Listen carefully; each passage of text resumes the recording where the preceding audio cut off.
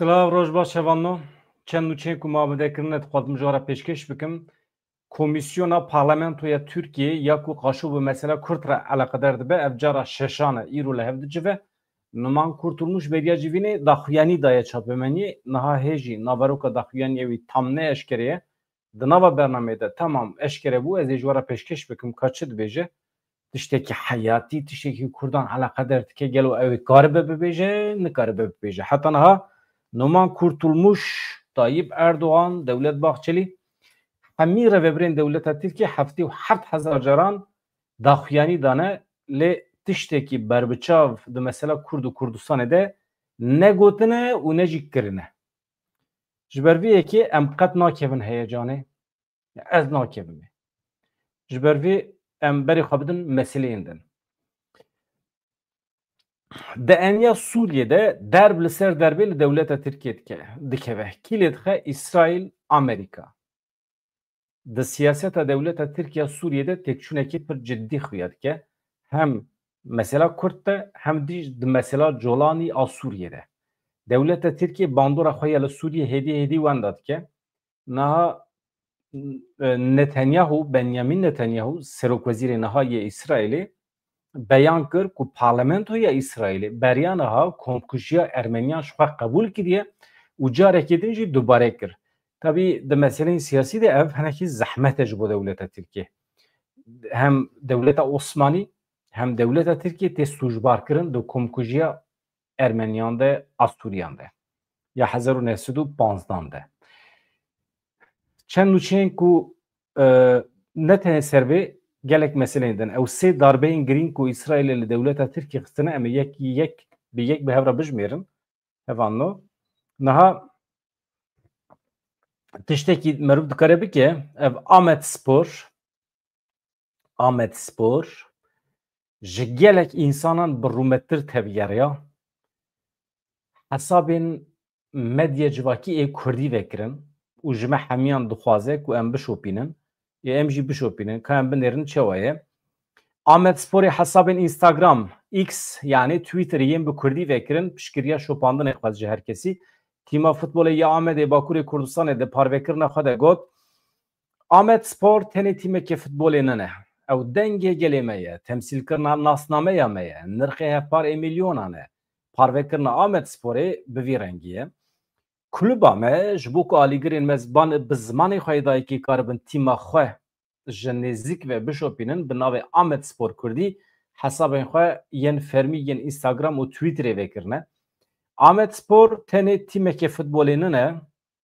Ew dengê gelê me ye, temsîlkirina nasnameya me ye, nirx qîmetê hevparê milyonan e. Bi vê mantiqê em di vê rengî de zimanekî ragihandinê ava dikin ji her kesî têgihîştinê fireh û hêsantir be divê em dixwazin ji bi xêra van hesabê me herkes zûtir, berfirehtir, hêsantir bigihêje van hesabê me û xwe bigîne me. Em bang li hemû alîgirê xwe dikin ku hesabên me yên nû yên fermî bişopînin beşdarê vê kelecana me bibin. Xwazî hemî rojnamegerên me siyasetmedarên me jî bi vîya wê tevgeriyana wê baş bibiya.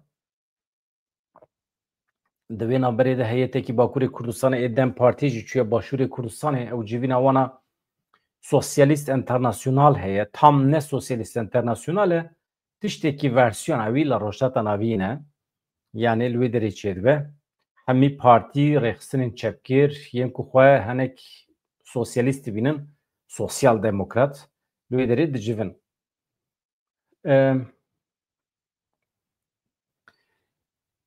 Qeza belayekî heye du qezayê hene.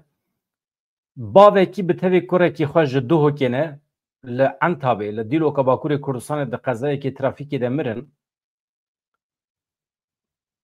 Duh piştî nîvro wesayîta malbatekî ji Duhokê dema ku ji Tirkiye vedigeriya li Dîlokê bi kamyonekî re hat rûbirû li hev qelibî. Malbat ji 8 kesan pêk dihat. Şofêr tê de hebû, hevjîna wî, 5 zarok û tevê xizmekî wan hebû, eqrebeyekî wan. Di wê qezayê de şofêr bi tevê kurê xwe piçûk jiyana xwe ji dest didin. Arawişa tenduristiya reviyê din başin. Medyaya Tirkiye derbarê sedema qezayê de dibêje kamyonekî di nava tünelekî de xirabiye tu nîşana şiyariyê nedaye. Binêre. Mantıqa ku bi rojan e em rexne dikin ev e. Yani perwerdeyî.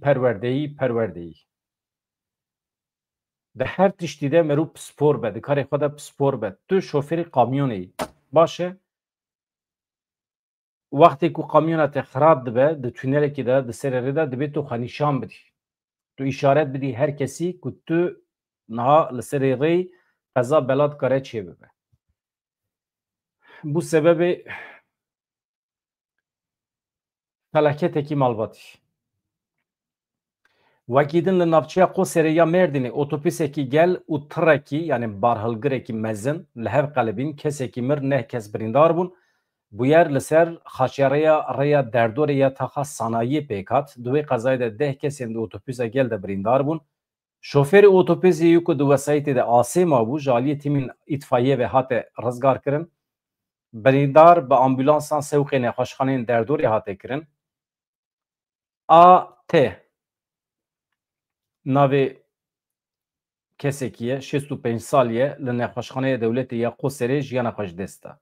Em hinekî Donald Trump rexne bikin hevan da.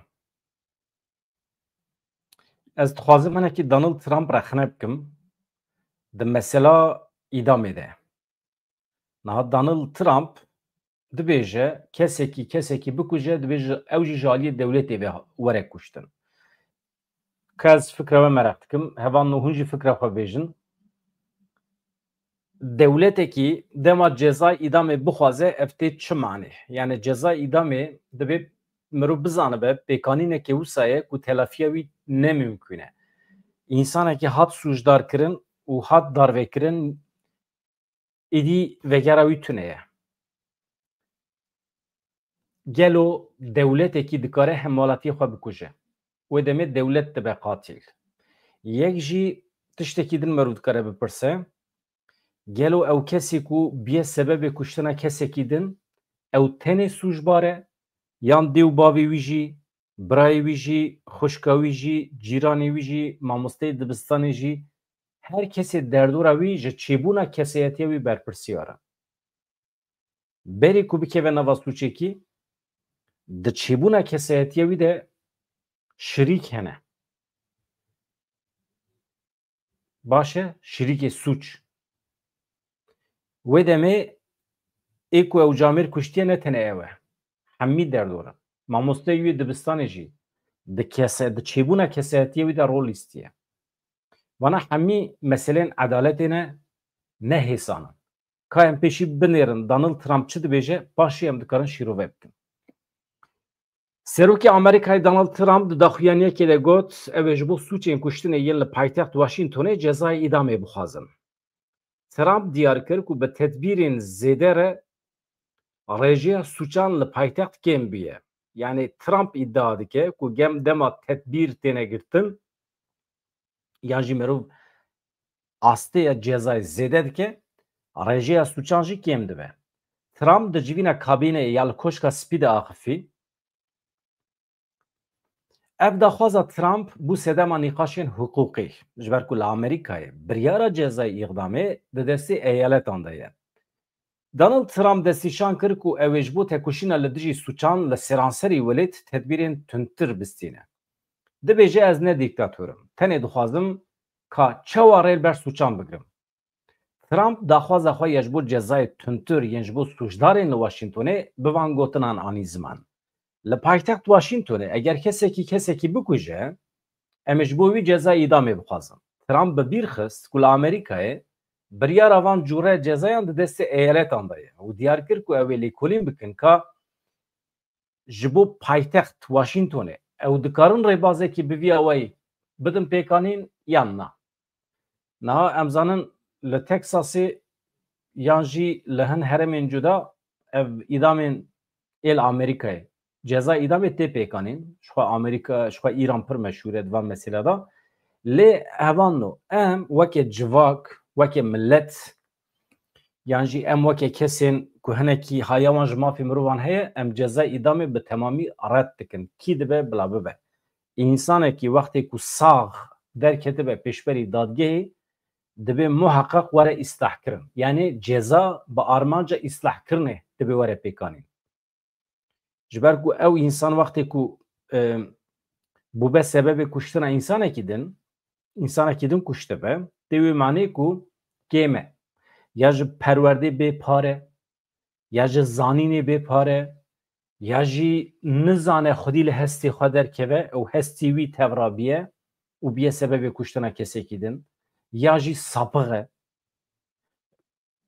نه دچه تجاوزی انسانان دکه او پاشی جوان دکجه نه اف چه دبه بلا ببه او انسان به تنه سری خود نسوش داره بنره اگر انسان که جه پرورده به پار هاته بهشتن دولت برپرسیاره دولت سوش داره مادم که دولت سوش داره چه راده به جبر سوچی خواه انسان که دن دکجه انسان که قاشو قاتله یه حال که دولت بخواه دو جاره قاتله دولت یک یعنی دو جاره برپرسیاره یک حمالاتی خواه پرورده نکریه او گنج جه پرورده به پاراستن هشتیه به پار هشتیه یا دنجی اوی قاتل دکجه یعنی قاتل دکجه دو جرا سوش داره نابه و دمی کی دولت بکجه یا باش مروف به تمامی لدجی جزا اعدامه به مروف رد بکه مروف دادمندیه کی عدالت کی لگوری مدنیت ایروین بخوازه که کسی که تیده جیان خوش دست نده چونکه جیان پیروزه مروف جاره که تیده جیانه تو انسانه که لسر روی عرده نکاره حق جیانش مروفان بستینه و یاش بو دولت انجی چونکه تو وقتی حق کشتن بدی دولت کی او دولت دکاره سبی تجبر روشنامه گریه جی بکجه جبر تشتکی دن جی بکجه چما چونکه تا ضرر دایه دولته ام نکار جناب درکبن یعنی مروواهی نکار جناب درکبن از بحثا مکردان آکم تنه مروواهی دبی درکبن حتی نها موزانن زمان بری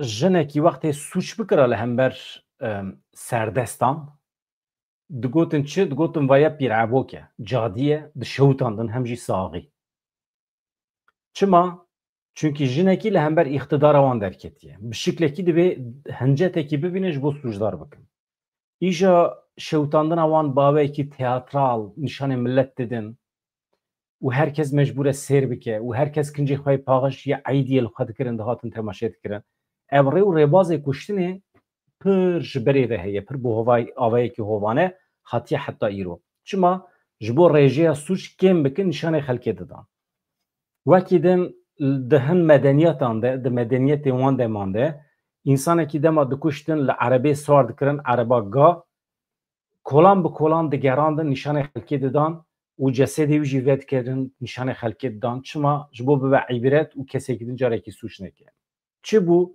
داویه ده اف پیکانین بکری تو تشتکی نهاد نها لولاتین وکه نروژ، اسویچ، سوئیسره ولاتین مدنیین اروپای ما جزای کشتنه هیا ما جزای اعدامه هیا هرم بنیرن لوان دران لوان ولاتی که مناوی وانج ورا گوتن ولاتین اسکاندیناویا یانجی هن ولاتین اروپای رژیا سوچ او قاسکیمه جگاردیانا را کار نامینه ایشتونه ایش حبس بالانه مسئله دوی دیده نکو تو اوه شدتا جزا کرنه زیده بکی مسئله نه اوه مسئله پرورده کرنه جواکی از بجم قیبسه سر به مسئله مروف یعنی قدمه من فکر خوانی زمان که ام لدجی ایدامه نه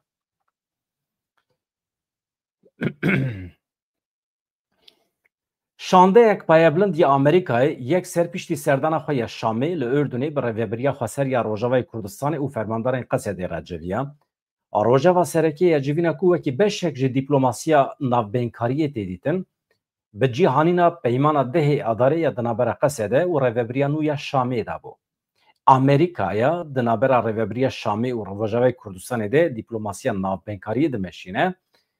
Du rêveberên sereke yên Rojavayê Kurdistanê birin Ürdünê li wê derê hevû dîtin. İlham Ahmed jî di nava wan de ye. Ev jî nîşan dide ku mesele ne tenê qesedê ye. Mesele ji aliyê siyasî ve jî Amerîkayê dest pê kiriye.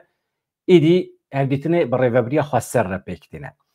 Şandeya Payabilind ya Amerikayê doh li Şamê bi Serokkomarê Demkiyê Sûrî Ahmed El-Şara re civiya bû. Şande aynı rojê li Amana paytexta Ürdünê bi fermandarê giştî Hêzên Sûriye Demokratîk Qesedê General Mazlum Abdî, hevseroka Daîreya Tekilî derve ya Rêveberiya Xweser yani Wezîra Karê derve ya Rêveberiya Xweser ya Rojava İlham Ahmed re civiya. Rojava sereke çi bû? Çi hate axaftin di wê civîna li Omanê de bi Amerîka Rojava re? Peymana dehê adarê yek ji mijarên sereke bû li gorî agahiyên ku ji hesabê fermî yên medyaya Rêveberiya Xweser hatine wergirtin. Rojava sereke ya civînê pêvajoya bi cîhanîna peymana dehê adarê bû ku di navbera Mazlum Abdî û Ahmed El-Şara re hatibû îmzêkirin. Ji şandeya Amerîkayê Senator Can Şahenna ji Partiya Demokratê endama Payabilind ya Komîteya Tekiliyên derve ya Senatoya Amerîkayê wekî din endamê Meclîsa Nûneran yê ji Partiya Komergeran Joe Wilson hebû, wekî din kî hebû nûnerê taybet ya Amerîkayê Sûriyê Thomas Barak tevlî wê civînê bûn. Ji Washingtonê peyama berdewamiya piştgiriya ji bo Qesedê heye. Hate zanîn ku di dema wê civîna meşhûr ya li Omanê de Senatora Amerîkî Jan Şahenle carekî din piştgiriya Washingtonê ya ji bo Qesedê aniye ziman, balk şandiye ser rola stratejîk ya Qesedê ya di şer û tekoşîna li dijî terorê de bi taybetî li dijî Daişê. Şandeya Amerîkayê doh li Şamê bi nûnerê civaka Mesîhî re jî civiya bû. Di daxuyaniya di derbarê hevdîtina li Şamê de hatibû gotin Senator Şahan teqezî li ser giringiya parastina mafê Sûriyeyan ji bo hemû paşxaneyên etnîkî, olî, beşdarbûna wan ya di nava saziyên Rêveberiya Sûriyê de kiriye. Niha ev navê ku hûn dibîsin hevano Jan Şahen yek ji kesayetên giring e ku piştgiriyekê vekirî dide milletê Kurd, dide Rojavayê Kurdistanê, dide Qesedê li ser navê Amerîkayê hatiye senatore wezîfa wî bilind e Kongrê Amerîkayê de cih digire wekî din jin e. Ya din jî wisa xuya dike ku baweriya xelkê bi Thomas Barak êdî nemaye ne li Rojata navîn ne li Sûriyê bi taybetî li cem Kurda êdî nemaye. Tenê li cem dewleta Tirkiye qîmeta wî heye. Çima ji ber ku siyaseta dewleta Tirkiye pir baweyekî vekirî û amatûrî danî ziman. Mîna ku herkes qûl û kulî wî be hinekî di çarçova bêedebiyê de tev digeriya. Mîna ku herkes mecbûr e gotînê wî bîne cih Thomas Barak êdî rewabûna xwe wenda kir li Rojata navîn. Çi bû? Di şûna wî de Jan Şahenna hatiye.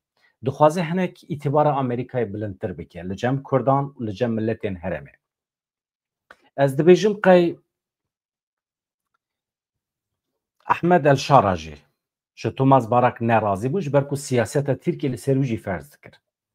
Ahmed El-Şara bi qasî ku gotiye ji rayedarên me ê Rojavayê Kurdistanê re beriya niha em qayîlin hemî pêkanînan li gorî demokrasiyê bînin cih, li gorî demokrasiyê tevgerin.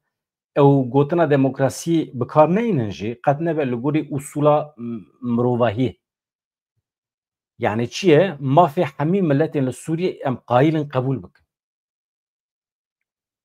Ama dewleta Tirkiye merhet bernade. Thomas Barak li ser navê dewleta Tirkiye hat Sûriyê tev li hev kir.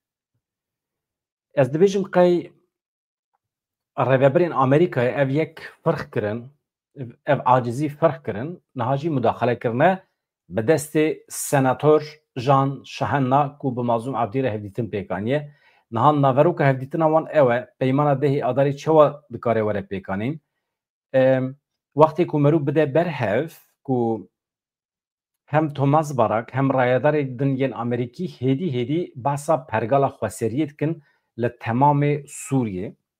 Yani pergaleke federatîf qet nebe tiştekî wekî federasyonê dibêjin dikare li Sûriyê were pêkanîn. Çi bû? Di dawiya dawiyê de piştî van civînên li Şamê ev Jan Şahenna خانم جان شاهاننا وقتی که هات به احمد الشارا را هفدیتم پیکانی د داویه ده احمد الشارا جی دوه دا خویانیه که دا قبول کرد که سوریه دکاره به پرگاله که نه ناوندی وره برای برن اف تشتکی نویه اف سرکفتنا کردانه سرکفتنا روجاوی کردستانه یه جدسپیکی ویه حوالی ما ای روجاوی کردستانه به اصرار دبیجن ام آلیگری پرگاله که نه ناوندینه یعنی آدمی مرکزیت چیه یعنی هر تشت جناوند نه روبرن هرم بلا ببن خودی ارک هرم ببن خودی آسایش خودی روبریک آبوری یا خسر خودی سیاستک خسر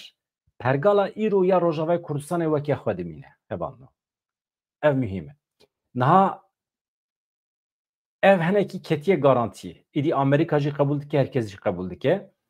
Wextê ku em darbeyên ku binêrin, darbeyên ku İsraîlê li Tirkiye xistiye bijimêrin, yek hemen nava vê heftê de komkujiya ku Tirkan aniye serê Ermenî û Asûriyan qebûl dike.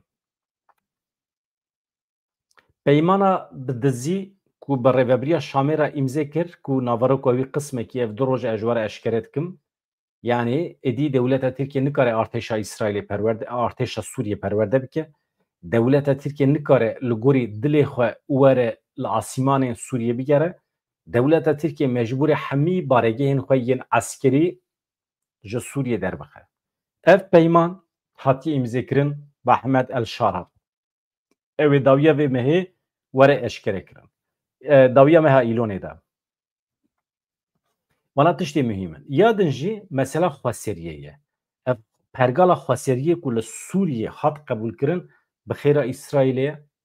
İsraîlê zextê li Amerîkayê jî kir. Baweriya we hebe. Zext li Trump kir. Ev hemî darbe li ser darbêne li dewleta Tirkiye dixe. Siyaseta dewleta Tirkiye li Sûriyê tek çû. Siyaseta dewleta Tirkiye di derheqê Kurdan de tek çû. Îdî nikare. Ji ber vê yekê Tayyip Erdogan ditirse, dilerize, dibehece. Ji ber vê yekê dibêje eger em şûrê xwe bikişînin cîş ji gotinê re wê nemîne. Yo ji xwe cîh ji gotinê re nemaye Tayyip Erdogan.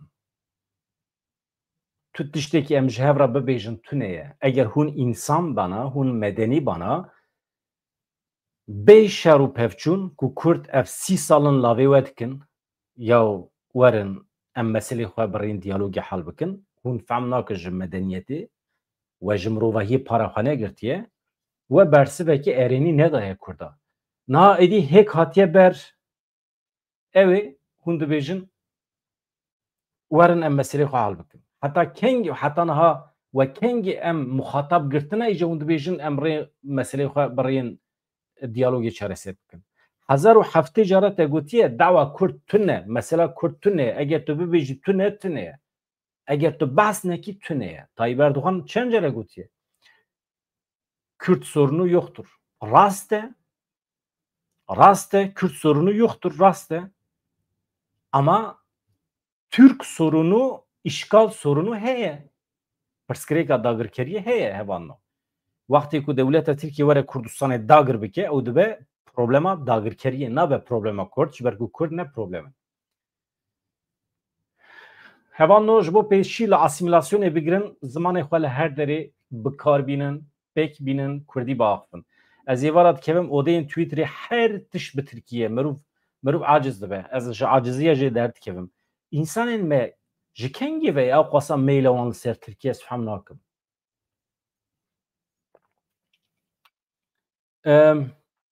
Ez hema bidomînim niha meseleya dorziyan heye hevanno. Eger me tiştekî ji bîr nekiribe derbarê Tayyip Erdogan û filan û bêvan de niha ev komîsyona ku li hev civiyaye çavêm li ser e hevanno ez eger tiştekî berbiçav derkeve daxuyaniyekî hebe ez ê ji were bibêjim civîna şeşemîn ya komîsyonê dest pê kiriye agahî tune berfirêya nûçî wê hê tam nehatiye berfirêya nûçî ji were bêjim tenê di ajansa Mezopotamyê de du cümle hene. Ajansê me xwedê ji wan razî me di van demên dawiyê de meseleyan pir nanirxînin. Yani Tayyip Erdoğan radbe gefli Kurdan dixwe em dibînin ku tuneyê de ajansê me de. Wî rojê komisyonê zimanê Kurdî qedexe kir di ajansê me de ez rast nehatim. Tenê dibêjin dayîkê me gotiye nizanim çi ama kîjan zimanê gotiye çi hatiye qedexekirin nabêjin. Hakikaten ji bo zirar li pêvajoyê nekeve hinek nazik tev digerin. Êdê dît derece naziktî jî divê hebe yani heta ku tu nazikî hevan na. Durzî anha hakikaten pir bi rûmet li ser piyê xwe disekinin. Niha röportajekî wan heye ev kesî ku hûn fotoğrafî dibînin ev jî şêxekî Durziyan e. Seknekî pir ecêb heye li cem wan. Dibê navê ew herema kulê ne çiyê Ereb e. Dibê çiyê Ereb ji me re bes e em ê li ber xwe bidin em tu cara serî natewînin li hember van çeteyan. Ew nabêjin çete ew dibêjin fesat, koma fesadan dibêje. Gotinên wan hene ez dixwazim bikaribînim ji we re bibêjim.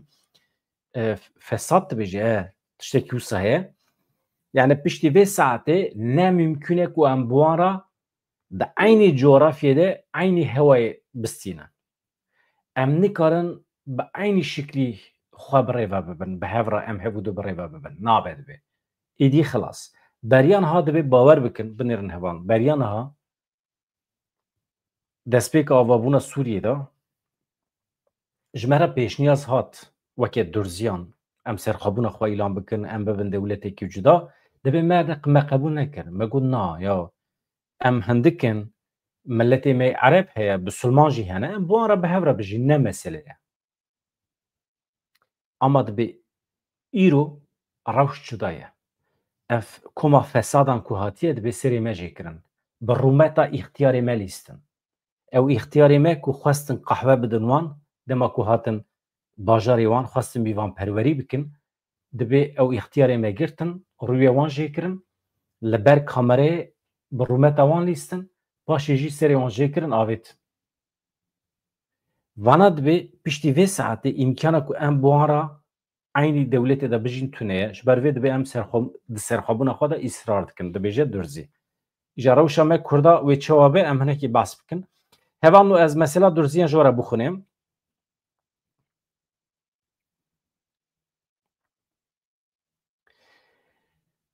Pêşî Serokwezîrê İsraîlê Benyamin Netanyahu em binêrin çi gotiye di derbarê komkujiya li Ermenî û Asûriyan. Rojnameya Maarîf ya İsraîlê ragihand ku Serokwezîrê İsraîlê Benyamin Netanyahu roja sêşemê yani doh di hepêvînekî de bi podcastekiya Amerîkaya re cara yekem komkujiya li Ermeniyan nas kir. Rojnameyê ragihand ku pêşkeşvanê podcastê balkişandiye ser komkujiya Holokostê ya ku ji hêla piraniya dewletên cihanê ve hatiye naskirin û kêmasiya nenaskirina qirkirina li Ermenî, Asûrî û Yunaniyan û ji Netanyahu pirsî. Ji hemû welatan bêtir yê ku diviya bû komkujiya li dijî Ermenî, Asûrî, Yunaniyan nas bikira İsraîl bû. We çima heta niha nas nekiriye rojnamevan dipirse di derbarê pirsa çima İsraîl dereng maye Netanyahu tiştekî dibêje. Ez bawer dikim me ev yek kir. Me komkujiya li Ermenî Asûriyan dibe me nas kir. Knesetê yani parlamentoya İsraîlê biryarekî ji bo vê yekî beriya niha dabû. Bi vîya we li ser devê Netanyahu bejî komkujiya li Ermeniya û Asûrî Sûriyaniyan hatiye qebûlkirin bawekê fermî. Ha dewleta Tirkiye me razî bû nîşan da nîşane de ew meselekî din. Ez bawer nakim nîşan bide.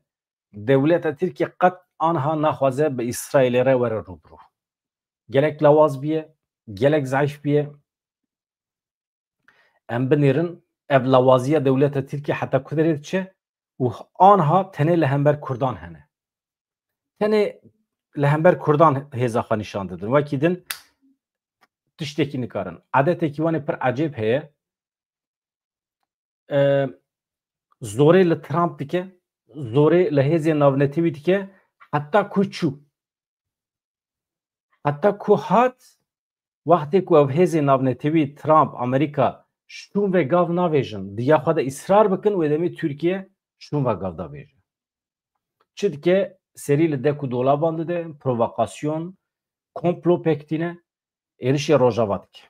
Mesela eger hûn bala xwe bidinê, tu demên pêşme de hevanno, dibe başterê me rû tedbîrê xwe bigire. Dede min peşme de dibe ku devleta Tirkiye hen komên terorîst ên çekdar bike nava faaliyetê li Rojavayê Kurdistanê suîqastan pêk bîne. Waya mümkün e. Çima di armancê xwe siyasî de wextê bi ser neket, bawekî eskerî jî alenen vekirî nikare bikeve Rojavayê Kurdistanê. Çi dike? Bêbextî, hîlekarî, fesadî, bi şiklekî qaçaxî. Yani di pişta meriya dixe. Ew şerekî bêbextî ye pêk tîne li hember Kurda. Yani şaş nemînin wextê ku çê bibe hevano. Ez bar dikim serjmarî heye. Serjmarî heye li evê. Kurdanın di hemû civî û hevîtna da bû mijarê nîqaşê. Ji serok komar heyanê verin dîtir. Ev Bedran çiya Kurd e ka min erin çi dibêje? Pirsgirê bê çareserkirin. Peki. Na hevano Rojavayê Kurdistanê di arîfeya rojên pir giring de ye. Yan jî di rojên pir giring de ye, qet jî ne arîfe ye. Dewletên Yekbûyî yên Amerîkayê girêdana xwe ya ji bo Qesedê beyan kiriye, piştgiriya xwe ya ji bo Qesedê Jinûva beyan kiriye. Ev gelekî mühîm e. Yani daxuyaniya Amerîkaya îro heye. Fermandarê giştî yê Qesedê Mazlûm Ebdî wekî din ew me ji we re gotibû hevano.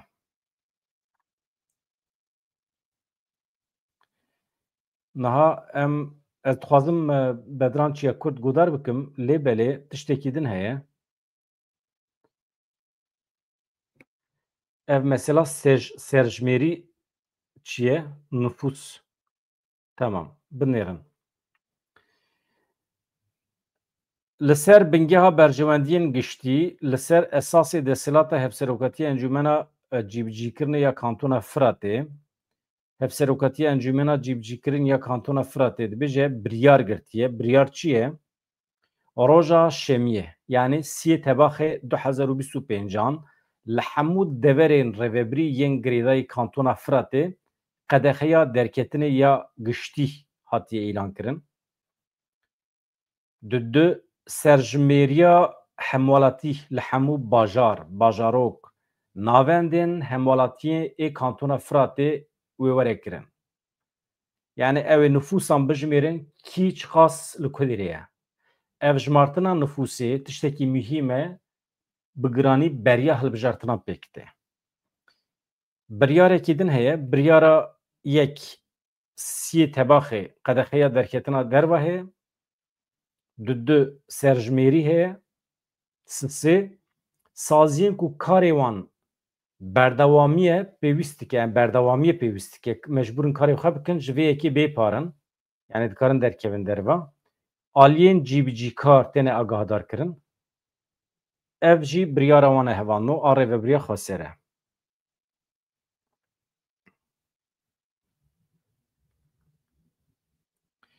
Niha ez cih bidim ew ê hevano.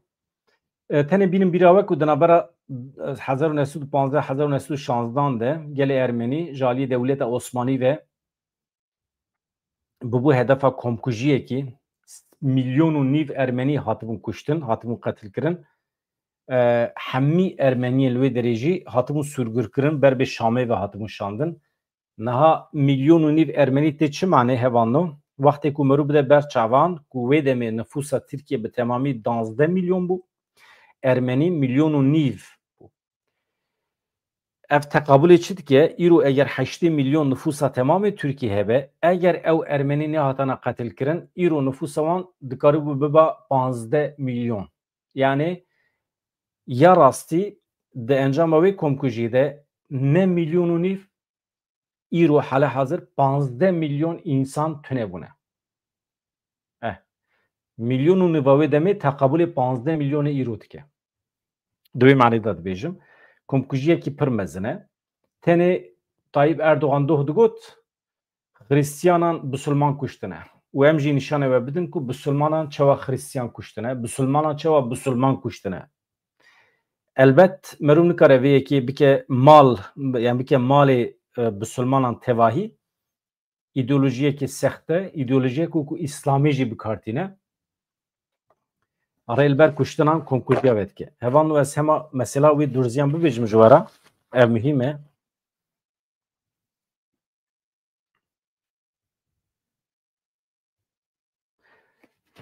من اف نوچه اف روپرتاج جرودا وگرتیه هوالا من روشنمگر سیما اب خزره پیرا هف پیوین پیکانیه مالاوی آوا که من نرین شیخ درزیان شیخ فادی بدریه چه و برسف دایه پرسن هوالا من سیما اب خزیره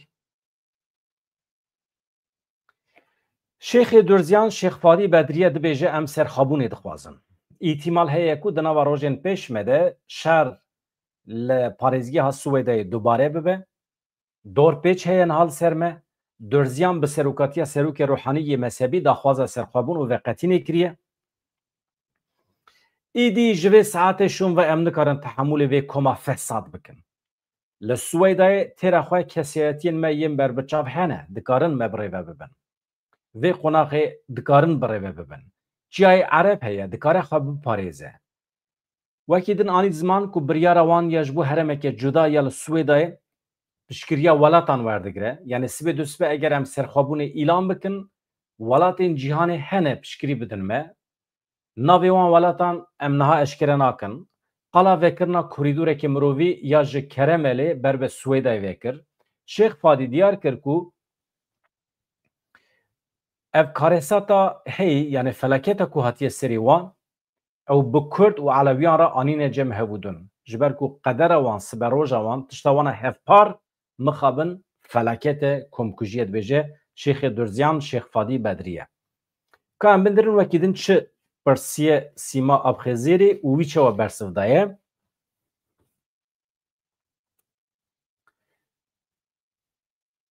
دبیجه چیای عرب یعنی ای هرموان به هیبته پارێزگی ها Swêdayê parêzgeheke aram e xwedî dîrok e resenî û kevnarî ye li heng û kesayetiyên bi rûmet jê derketine dema ku desthilata zordar ya li Şamê dagirkerê Şamê Swêda bi kuştina sîstematîk û komkujiyê etnîkî û mezhebî kir hedef serê zarokekî salekî jê dikin û pê serbilind dibin li kolanan digerînin li kelekên otomobîlan dadiliqînin da ku xelkê bitirsînin dilê wan bi kalemêrê pîr neşewitî ne rehma wan hebû ne jî mirovahiya wan ev zilamê pîr heqaret lê kirin sumbilê wî jê kirin ew derketibû ku qehweyekî pêşkêşî wan bike li pêşberî medyayê jê re dibêjin em ê zirarê nedin te piştî ku kamerayên medyayê çûn kamerayê din vegeriyan da ku wan dîmenên hovane çawa îşkence lê dikin çawa wî dikujin çawa serê wî jê dikin û her wekî din ji bo bikin bin qeydan anîn wê derê her wiha jinên me hatin revandin îro çiyayê ereb yek e yekgirtiye dikare xwe biparêze dikare me biparêze me berê serxwebûn nexwest lê dema ku ev koma fesad ku civakê perçe kir kuşt serjê kir revand her tiştî tune kir wê demê me daxwaza serxwebûnê kir me daxwaza veqetînê kir me daxwaz kir em dî nikarin tehemûlê vê komê bikin em axa welatê xwe bi zêr nafroşin lê rûmeta me ji zêr jî bihatir e vana rûmeta me bi hinek zêr firotin zerê wan bila herin ser sergoyê dîrokê pirs dipirse rojnamevan hûn bi çareseriya siyasî bawer dikin yan çareseriya leşkerî tekaneya rêyê ye em di serî de ji destpêkê ve wekî siyasetê nêzîkê mijarê nebûn me daxwaza destûreke ku vî gelî biparêze dikir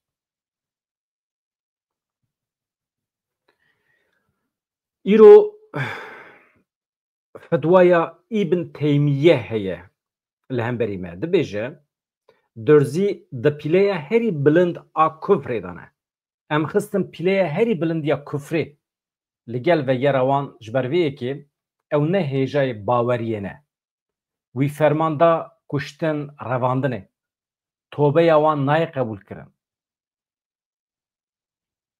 baş e yani rojnamevan dipirse hûn çareseriya siyasî dixwazin yan çareseriya eskerî tekaneya rê ye yani baweriya ve qet nemaye û dibêje baweriya me qet nema.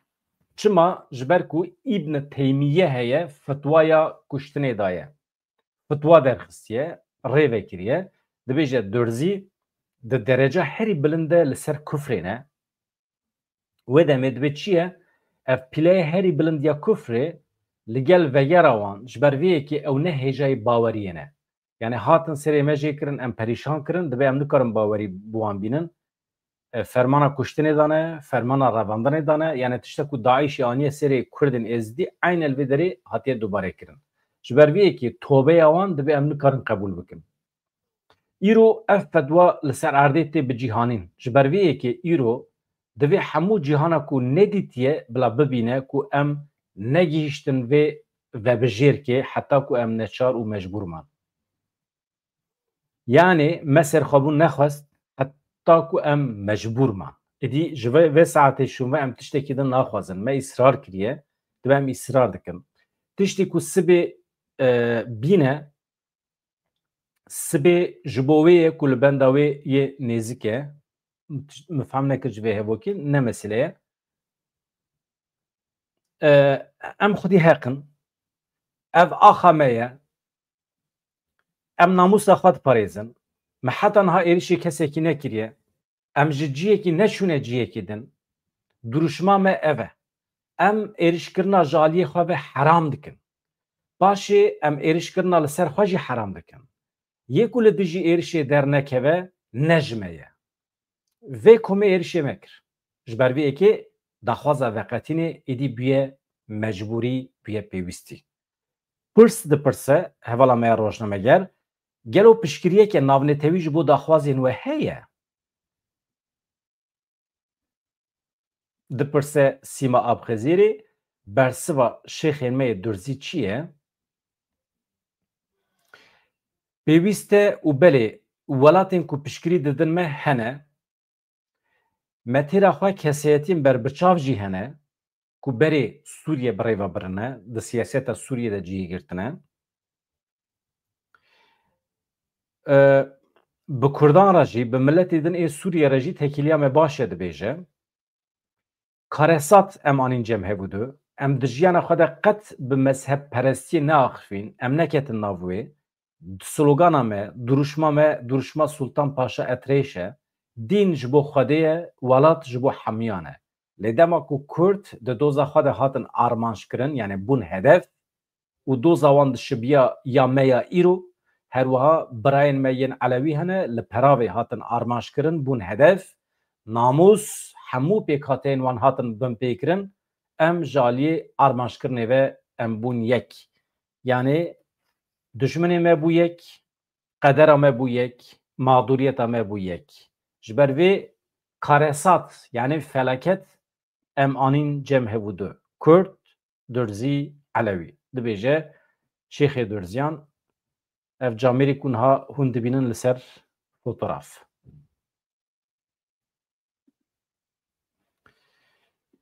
Hevanno Frank Funder mala te ava gelek spas dikim. Dem bi dem wisa alîkarî didî her hebî. Hevalên din mala we ava ji bo endametiyê, ji bo abonetiyê, ji bo pêşxistina vê kanalê. Êdî em jî bawerî bi we tînin.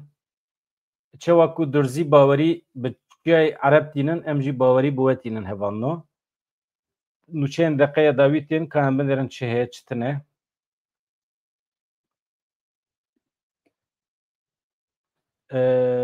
Ez bawer dikim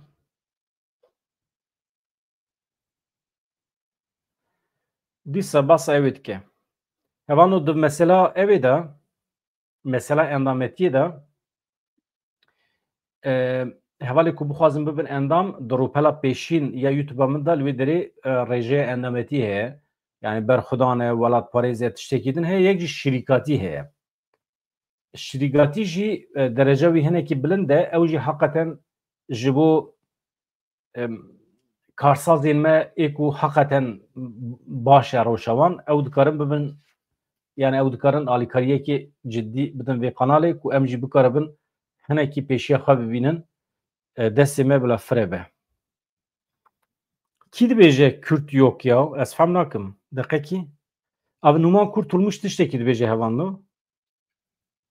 Komisyon asla ve asla altını üstünü çizerek söylüyorum. Bir anayasa değişikliğiyle ilgili tartışmanın yapılacağı bir siyasi zemin değildir. Burada tekraren ifade ediyorum. Herhangi bir anayasa tartışması asla söz konusu değildir. Numan Kurtulmuş hevalên me ê Rojavayê Kurdistanê Başûrê Kurdistanê ku ji Tirkî fehm nakin ez hemû wergerînim. Numan Kurtulmuş serokê Meclisa Dewleta Tirkiye aynı demê de serokê komisyonê ye û komisyona meşhur ku qaşû bi vê meselê re eleqedar dibe. Dibêje em teqez dikin ku ev komisyona me bi tu away ev pêvajo jî bi tu away ne ji bo guherandina destûra bingehî ne. Ne ji bo fermîkirina zimanê Kurdiyê yan jî zimanekî dine, dibe avaya garantiye ka binêre çi dibêje? Çok açık söyleyeyim. Bir özellik tartışması, ayrı bir bölge tartışması, farklı ana dillerin resmi dil olması şeklinde en ufak bir talep yoktur. Ez garantî didim we ku tu daxwazekî ji nava civaka me nehatiye ku Kurdî yan jî zimanekî din li kêleka Tirkî bibe zimanê fermî. Heta niha tu daxwazekî ji bo xweseriyê yan jî ji bo azadiya hin hereman ji me re nehatiye. Daxwaz tu nedibe yani. Me jî nîqaş nekiriye. Yapılan bir barış müzakeresi midir? Tişta ku em îro di nav dane gelo müzakerên ji bo aştiyê ne yan na? Pirsekî wisa heye dibe ez bersiv bidim vê pirsê. Arkadaşlar açık söylüyorum. Bu ülkede Türklerle Kürtler savaşmadılar ki barışsınlar. Li welatê me Türkan û Kurda tucar şer nekiriye ku aştiyê pêk bînin. Kürt etnisitesi üzerinden terör gruplarını ortaya koyarak, bunları kullanarak Türkiye'de bir bölünme, parçalanma senaryosuydu. Ev tişta ku me dît senaryoyekî perçekirinê bû ku hêzên terorîst bi kar anîn bi hinceta milletê Kurd. Yani milletê Kurd kirin hincet wekî heqê millet, hêzên terorîst hatin bikaranîn ji aliyê hêzên derve ve ji bo armanca perçekirina welatê me. Bu komisyon asla ve asla altını üstünü çizerek söylüyorum. Bir anayasa değişikliğiyle ilgili tartışmanın yapılacağı bir siyasi zemin değildir. Başı.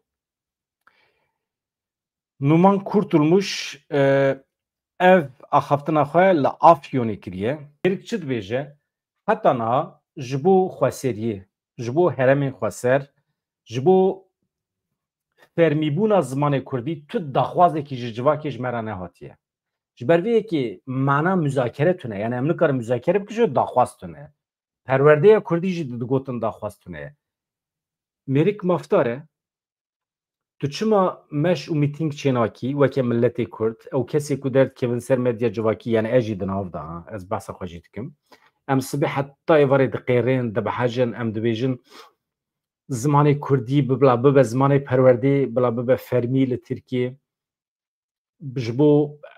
Ji bo çi dibe bila bibe? Em nebêjin ji bo pêşî li asîmîlasyonê bigirin. Ji bo ku milletê Kurd serfiraz bibe. Bigihêja rûmeta xwe ya ku heq dike. Dibe daxwaz hebe. Em ji sibê şûn ve em kampanyayekî îmze bidin destpêkirin. Em bêjin Numan Kurtulmuş gotiye daxwazekî tune ji civakê ji bo ku Kurdî bibe zimanê fermî.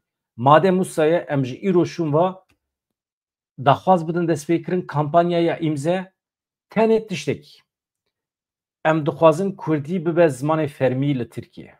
Xilas bila bi milyona îmze werin em vana bişînin îmzeyên heqîqî, îmzeyên bi qalemê, îmzeyên navê fermî, ne weke navê medya civakî.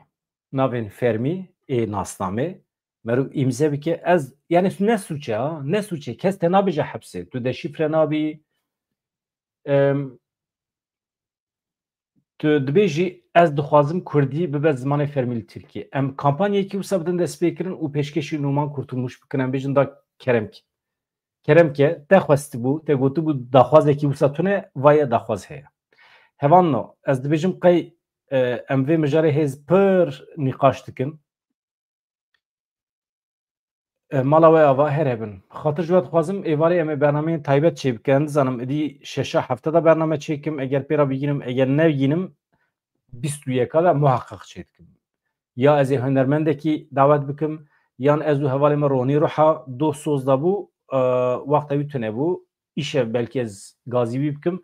Em hinekî vê mesela İsrail û Türkiye ronî êdî sporê İsrailê ye. Ew meseleya heqeten ji nêz ve dişopîne. Ew civîna wî ya li Berlînê jî ya ku civakên cihû û Kurd têne cem hevûdû hindik maye. Em ê wî jî nîqaş bikin. Ez tenê tiştekî ji we dixwazim vê kanala me pêşkêşî hemî nas û dostê xwe bikin bila bibin abone. Ez dixwazim ev kanala me mezin be. Ez vê de pir vekirî dibêjim. Qet mütewazî tev nagerim. û çiqa ji destê me tê em bi Kurdiyek herî paxij, zelal, şeffaf em nûçeyên Kurdistanî ji we re pêşkêş dikin. Êdî hûn çi dixwazin? Di xatirê we, silav rêz.